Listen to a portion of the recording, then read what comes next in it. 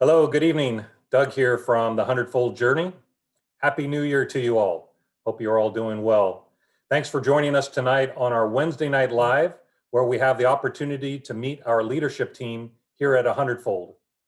The 100Fold Journey is about a group of people that are looking to find their true identity, and by doing so, finding God's true identity. The 100Fold is all about us joining you on your journey, coming alongside of you and providing you with resources, encouragement, challenges to expand your awareness about who you are and who God is. We always encourage you to reach out to us with questions so that we might help you on this journey. Tonight will be another opportunity to do that. After Marisa shares, we will open it up for questions. So over the last couple of months, you have had a chance to meet each one of our leadership team. Started with me, then we had Katie, had an opportunity to meet Rashi, Joe, and Rich. So tonight we have the privilege of hearing from Marisa. Marisa's emphasis at 100Fold is discovering how a daily routine of gratitude sets your intentions for the day, transforms your way of thinking, and enriches your life. She has been diligent about incorporating this in her life, and you will hear from her about that journey. So I'll now turn that over to Marisa to share her origin story and her journey that led her to the 100Fold. So Marisa, thank you for taking the time this evening, and the mic is all yours. Thank you, Doug. Again, for anybody who joins us, my name is Marisa, and I'm a member of the 100Fold leadership. And today I'm going to share with you my faith journey. And I'm sure some of the situations will resonate with some of you. I was born in New York. I'm second generation American, and I'm a Latin family. We're Puerto Rican. And as most Latin families are, we were raised Catholic. When I was little, didn't think anything of it. It was family tradition. You know, grandmother did it, mother did it, and so on and so on. I have to say that by the time I started school, I started recognizing a few things. One of the things I recognized was that my home life was very strained. And it was because my father was very toxic. So I got a lot of negativity there. My mother is amazing. She is by far one of my greatest heroes. And she did everything she could to minimize that. And she's a very, very strong woman. And in most Puerto Rican families, once the daughter is married, pretty much is, okay, you're married, you take care of him, he takes care of you, and that's the way it is. So when things started going south, she didn't have any support. But she's Wonder Woman. She didn't let anything hold her down. She made the best of a bad situation.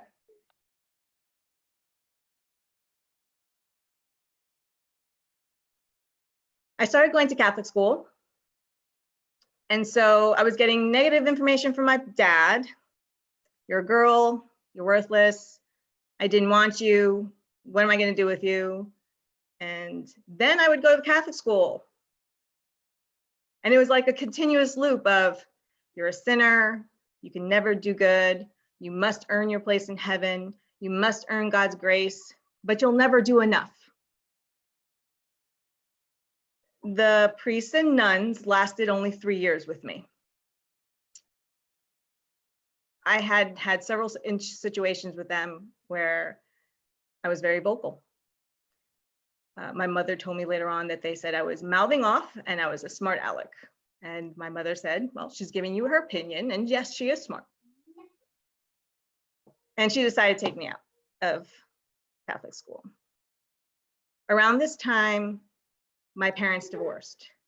And this is a really, really difficult time because, like I said, once the daughter's married, you're on your own. And it was looked on her that she didn't do enough to make the marriage work. That was even worse. So thankfully, I had kind of like a surrogate aunt. It was my mom's best friend, and she helped her through this difficult time. Through her, she reconnected with someone else. that would then later be my stepfather. And actually, I call him my father. I was going to public school, but I still had to go to religious instruction. I don't know if anybody's familiar with that, but basically is when you're in Catholicism, you're baptized, you have communion, and then you have to do your confirmation. I hadn't done my confirmation yet, so that meant 2 times a week, I still had to go to the same Catholic school with all the priests and nuns who knew me for religious instruction. And I would finish school and walk over there. And I don't know whether it felt like they were watching out for me or here she comes, but I just felt like I was heading to prison every single time.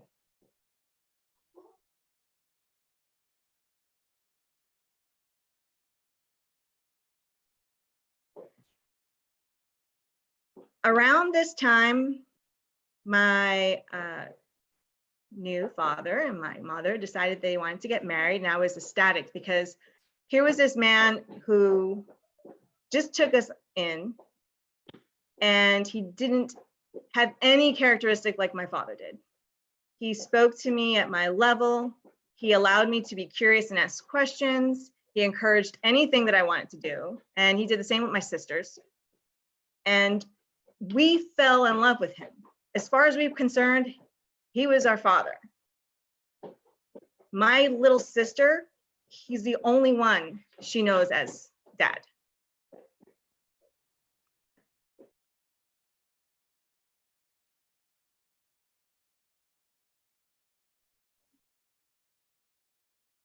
Well, one day I came home from school and I overheard my mother and my stepfather talking. They had been going to different churches to see if they could get married in the church. And they had told them no, which would have been fine if they stopped there. But what I heard them tell her, or she would recount, was that they said that it was God's will that she was to be married to my father, that who is she to question God's will and God's plan, and that she had committed a sin in divorcing him. And for me, what I heard was God planned for her to suffer. God planned for her and us to suffer. And that in her protecting us, we were basically damned. And at that point, I was done. I was completely done. They found a non-denomination church and they were able to get married. But I found out my new stepdad was also Catholic. So every Sunday we still went to church.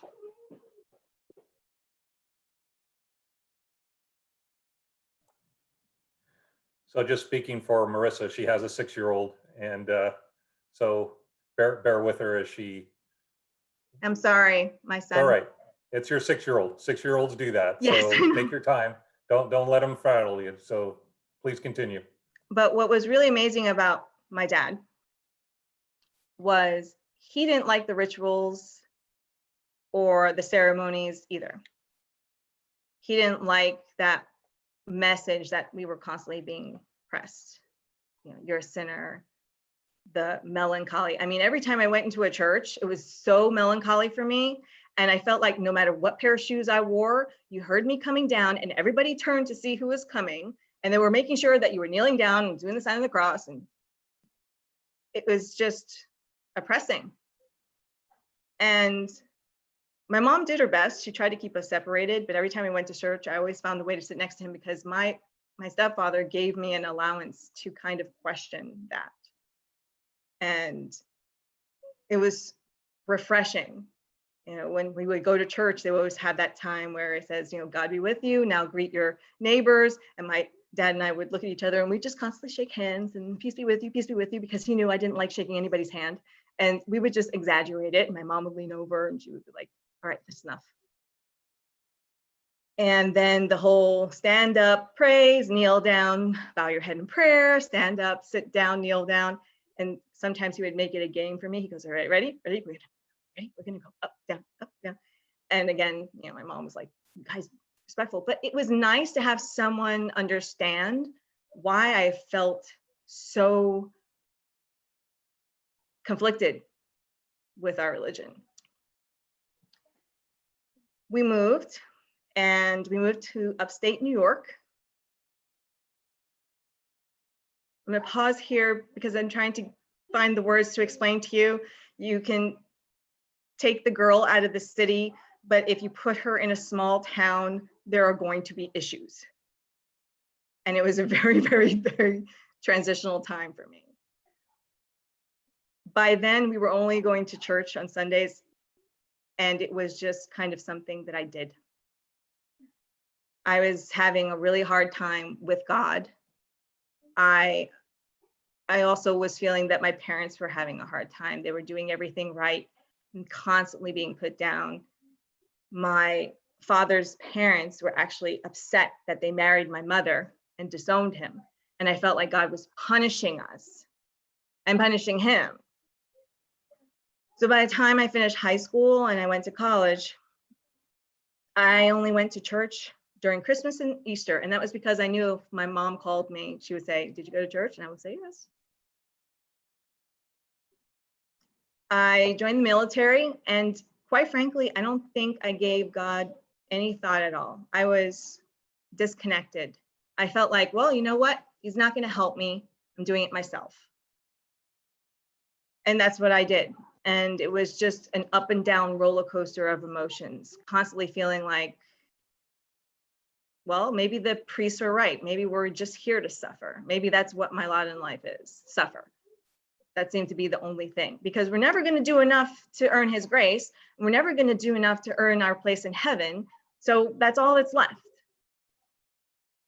I left the military. I found myself in Indiana. I was working for United Airlines. I wasn't making a lot of money, but I had the flight benefits. And it was September. And I called my sister. My sister was in New York, living in New York. My other sister was going to school in California. My parents had moved to California, Sacramento at that time. And I called her. I said, "Hey, let's make a day. I'll come fly in, spend some time with you. We'll get a room at the Cornell Club, and we'll go shopping and go to all the restaurants. We've been talking about doing this for a while. It'll be fun." She said, "Great." So I flew over. We spent a couple of days planning everything out at her house. We had a great time. And September 10th, we were packing up to go. And her boss calls her and says, "I need you to come back from vacation. The person who was supposed to cover you is totally screwed up the line, and we need you to come back." So I thought, okay, well, it looks like our trip's kind of been cut short. I'm just going to take the red eye home. And I flew into the airport, and there was just panic when I landed in Indianapolis. 9/11, everyone was talking about a United Airlines plane had crashed into the Twin Towers. The airport wasn't very far from the United Airlines maintenance base where I worked, and I quickly went over there. And by the time I went there, on the big screen, I watched the other plane crash into the tower. And I can honestly tell you, that was the first time I heard God being spoken to everywhere, at every moment. Everybody was coming out of the offices with their phones, trying to call whoever they knew. I was calling my sister because I didn't know if she actually had to go into work or if she was working from home. I had a sorority sister who was very, very, very close to me, who worked at the Pentagon, and I watched how they said a plane was crashing into the Pentagon. And all I heard was everybody praying to God, praying for everyone who was lost, praying for everyone who was in the Twin Towers area. And even I myself was praying that my sister and I could have been in downtown New York shopping that day.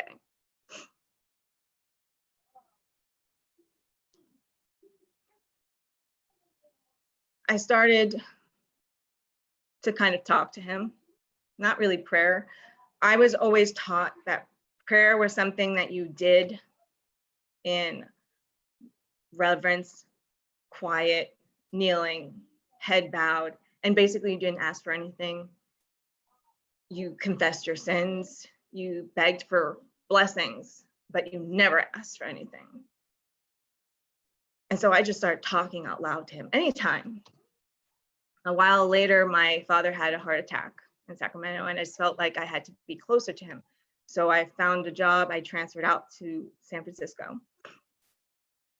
And this was about, so this is after 2001, 2002. And during that car ride, I drove all the way from Indianapolis to San Francisco. And I stopped in San Diego along the way to see my uncle. During that whole ride, driving by myself, I vented, I discussed, I problem solved, I ranted, but all the while I was doing it to him and also kind of to my inner self, the person that I always heard. And I came later to realize that that was kind of the voice of my biological father, the put downs. So there I was again in a new city, and I'm not really a go out and just find friends type of person. I'm kind of, if I click with you, I click with you. If I don't, kind of just wade for a while. I made some friends at work, but they weren't really people I wanted to hang out with outside. And then I found myself living in a house with 8 other people. That's like a Three's Company video to the third power, only it had no fun at all. Everybody kind of walked around as if nobody else existed. So there was no camaraderie, there was no sharing, there was no communication. The only person that talked to me was the landlord. And he knew my situation, that I was still new. So he says, well, why don't you come with me this Sunday? I'm gonna go to church, but then I stop at this place and have a nice breakfast. It's in Los Gatos. And I looked at him, I said, I'm not going into a Catholic church. There's no way, I'm done. And he says, oh, it's not Catholic. It's a Christian, non-denomination. That was the first time I heard it since I was little. And I asked him, I said, excuse me, can you explain this to me? What is Christian non-denomination? What exactly does that mean? He's like, well, we have services based on the Bible. And I looked at him, I said, yeah, that's a book that I've been struggling to read since I was in 3rd grade. And it still doesn't make any sense to me.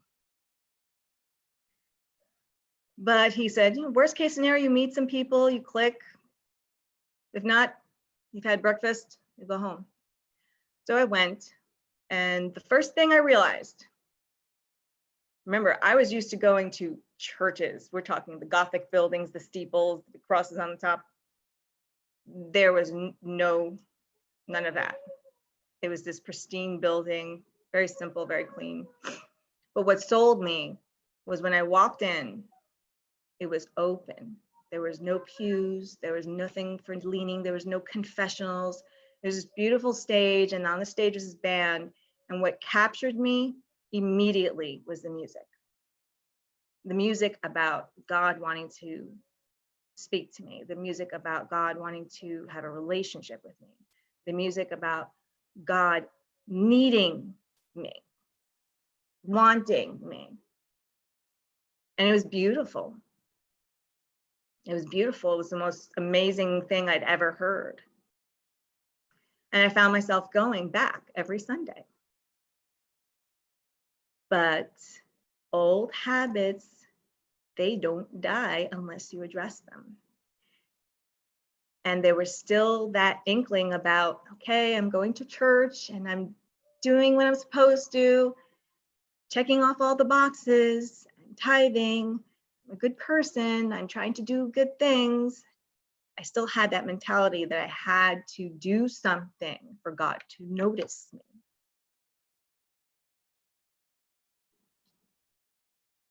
So the next few years were a struggle. I had my highs, I had my lows. And all the while I thought the lows were a punishment because I didn't do enough high, I didn't do enough goods. My parents, I would visit them in Sacramento every once in a while, and that was a comfort. And then I met my husband, and we got married, and we moved inland. We found a church first when we lived in Livermore, and it was nice because I knew what to shop for. If you ever go to a new place, finding a church is so hard and so scary. I've done it several times, and there have been actually a few times where literally I ran out. And then we moved to Tracy. And again, here I am, new place, no friends, nobody I knew, no family. And now I have a baby. My husband said, I think there's some groups around here. And I joined a mommy group. And there I met my friend Katrina, and we've been friends ever since. 2 years living into Tracy, I'd say things started going really badly for me at work. I literally was commuting to work and not realizing how I got to work. I was falling asleep in the carpool lane and waking up to lights. It was awful. I literally had a breakdown. And I took some time off and I went back to work, and I was being belittled and ostracized and alienated. And I just hated everything. And Katrina saw I needed something. So she invited me to go to Southwinds. And again, the music captured me. And I've been going to Southwinds ever since. And 2 years into being a member of Southwinds Church and doing discovery, things were just getting really bad. And I was feeling I needed to connect more, and I wanted to give more. So I joined Cafe Southwinds as a baker. I love to bake. That's my therapy and my art. I committed to delivering goods once a month. If they had asked me for twice, trust me, I would have done it. A lot of people like to buy the goods. I like making them. I see things, I'm like, oh, I can make that. And one particular day, I was delivering my goods, and I was having my moment in my car where I was just, I don't understand what you want from me, God.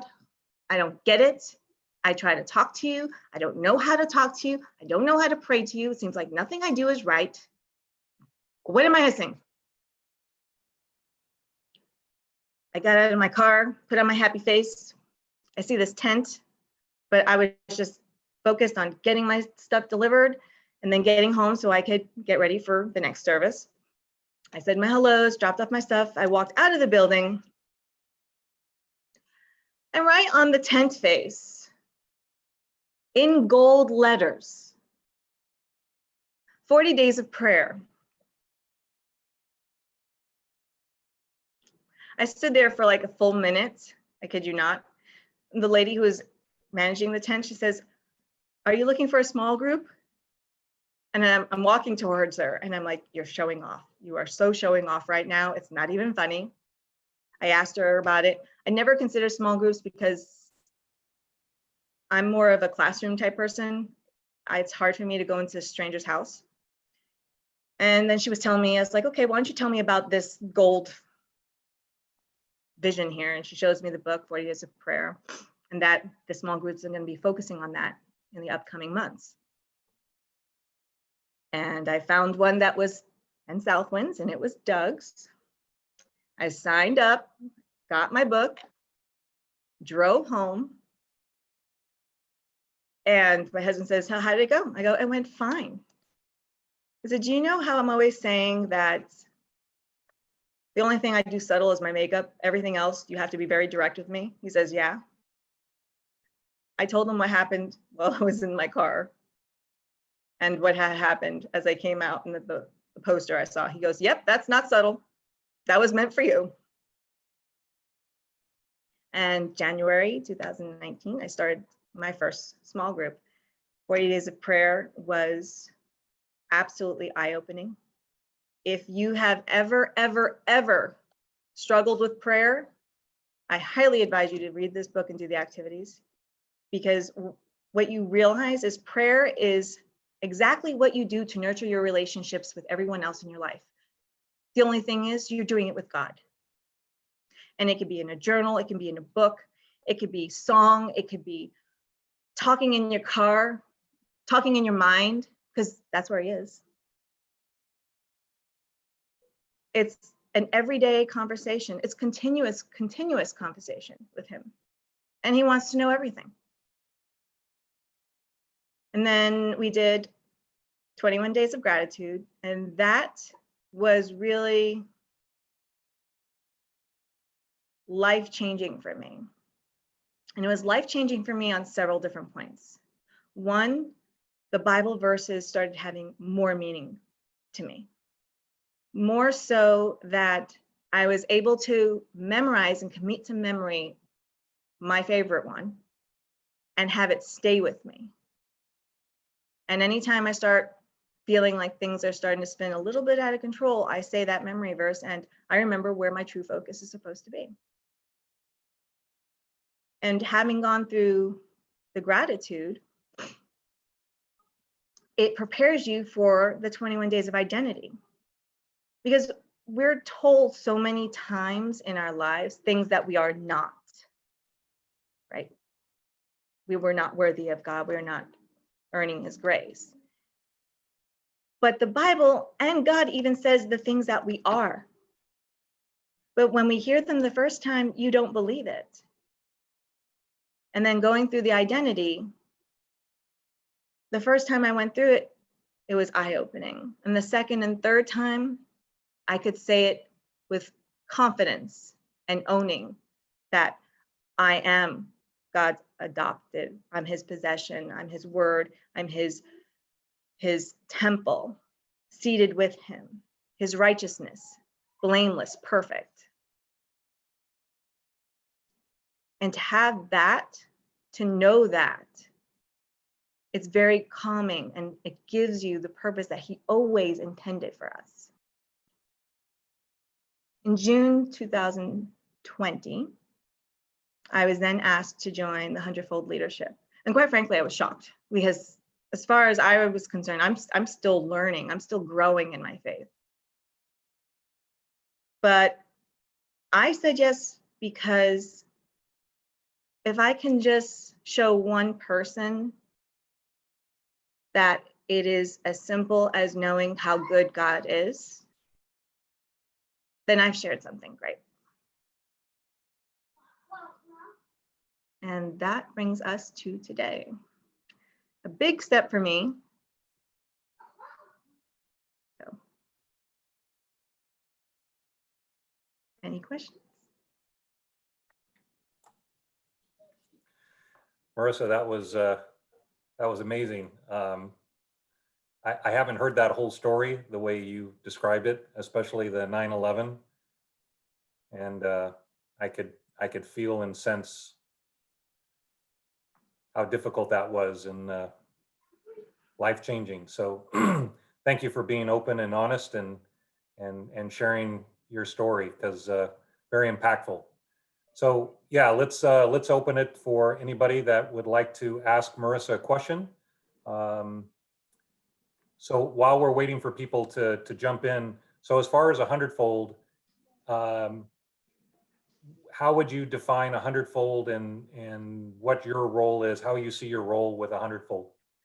Well, for me, my role in the 100-Fold is to show people the renewing of your mind is very, very important. And to share with them the tools that I've learned that have rooted me in gratitude, that have allowed me to not only renew my mind, but to keep it there and to know we're human and every once in a while circumstances do affect us. It's just we're emotional creatures and that happens. But the fact is when you capture them and you remind yourself that God's got you and you have great power in your mind, you recover faster. So my key focus for 100-fold is the gratitude journal, meditation, prayer, because I've come to understand that writing your prayers and just praying on them and focusing on them is very important. And I know when we did the 21 days of gratitude, Doug, you emphasized doing the 10 things in the morning, but I have to honestly say that it's been even more helpful for me doing, like, prepping my 10 at night, having them in my mind, and then the next morning filling them out. So I might put something on paper that says, I'm grateful for my family, very simple. And then the morning when I'm sitting down and I call it my cup of coffee with God, I would say, I'm grateful for my family because of the love and support they've given me through everything and every trial and tribulation that I've had in my life. But not only that, but because God gifted each and every single one of them to me for a specific reason. And so it sets me even at night and then even throughout the day. So to share those things with people, help them renew their mind, help them to know that having a routine is very important to keep yourself set. You know, if you plan your day as positive, it will be positive. That's right. Amen. And Very good. yeah, it's hard, but once you get the hang of it, it becomes very, very simple. Yep. All right. Who else would like to ask Marisa a question? Hi, Marisa, it's Katie. Hi. That was amazing, and that was really inspiring to watch. For someone that's new to this, what is one piece of advice that you'd want to give to someone that's just starting out on this journey? Don't be afraid to ask questions, and don't be afraid to break old habits. I mean, I even up until I think maybe last year, I still had the whole, like, the 10 commandments, thinking that was something we always had to have.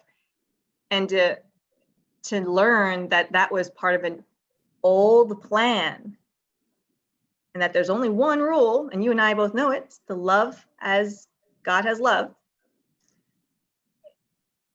It was really eye-opening. And had I not asked that question for clarity, had I not really learned those things, I may have still been carrying those old, rituals in my mind.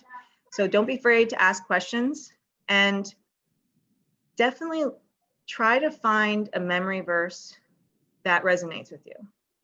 And by the way, if anybody needs help with that, I have this wonderful little book that says the promises of God and actually breaks it down by subject. So if you wanted a subject, I could give you several suggestions. Awesome, thank you. What's your favorite verse? Romans 12:2. Do not conform to the pattern of this world, but be transformed by the renewing of your mind. Then you will test and approve what God's will is, his good, pleasing, and perfect will. Wow, thank you so much. You're welcome. All right. Who else would like to jump in with a question?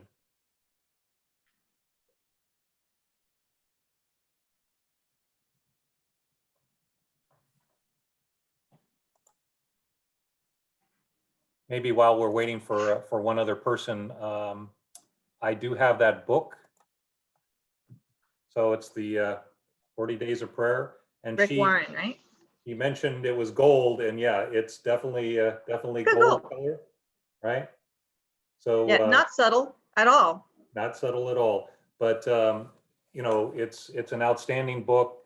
Just beautiful pictures and verses and work to do in there, and it's a daily study. So yeah, if anybody's interested, you can probably get that online somewhere. I don't know, it's been a couple of years, but that's what it looks like, 40 Days of Prayer. All right, and the videos that go with them were just as good. That's right. That's right. All right, we have time for one more question. Who else would like to jump in?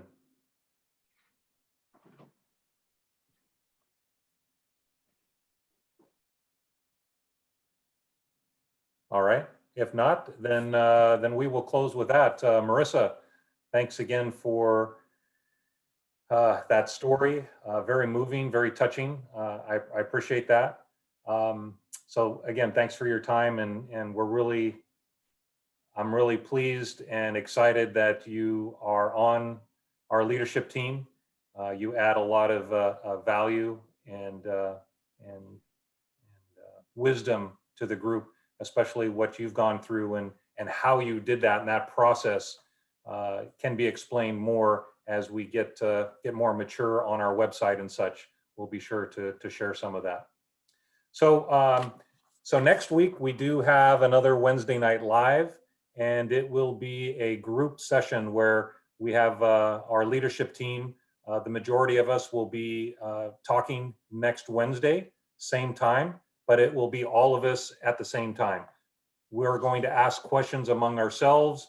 We're going to take questions from the crowd, if you will, and we will answer as many questions as we get, but it'll be an opportunity to see us all at the same time. So looking forward to seeing you next week at that event. So again, Marisa, thank you again for your time. Until then, bye for now. Bye for now.